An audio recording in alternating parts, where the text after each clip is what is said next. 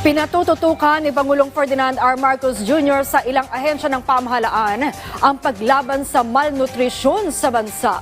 Ito'y matapos lumabas sa pag-aaral na 3 sa bawat 10 bata ang malnourished. Yan ang ulat ni Clazel Pardilla.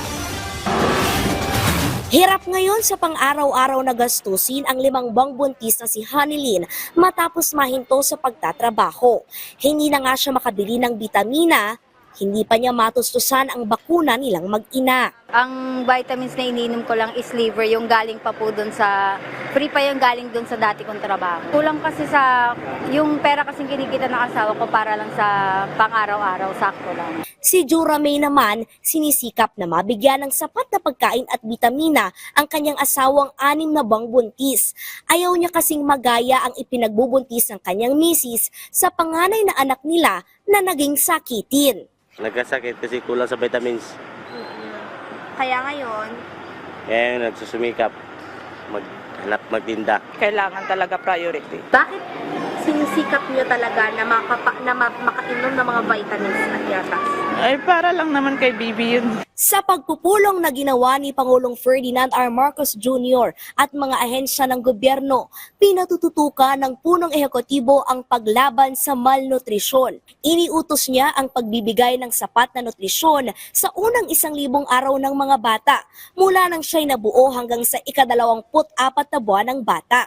The emphasis should be on the first 1,000 days, which involves a pregnant mother, yung fetus pa lang ay nasa loob ng sapupunan, that they'll be given micronutrients, mainly iron, folic acid, and then the tetanus and diphtheria vaccine. And then pag panganak na yan, dapat mabigyan ng mandatory initiation of breastfeeding. Ayon sa Health Department, mahalaga ito. Lumabas kasi sa pag-aaral na 3 sa bawat 10 bata, edad 5 taong gulang pababa, ay kulang sa nutrisyon na nag-ugat sa pagkukulang sa unang 1,000 araw nito. The problem is not the bansot. The problem is the low cognitive ability. Mahina yung utak because the brain development happens in the first 1,000 days. Inatasan ni Pangulong Marcos ang National Nutrition Council na pangunahan ang mga programang magtitiyak na masigla at maayos ang kalusugan ng mga bata. Kabilang ang paghatid ng libre pero masustansyang pagkain, bitamina, bakuna at regular na check-up. Simula 2026, gagawing convergence ang budget sa pagtutok sa tamang nutrisyon ng mga bata. Ibig sabihin, pagsasama-samahin ang pondo ng iba't ibang ahensya ng pamahalaan para sa isang layunin.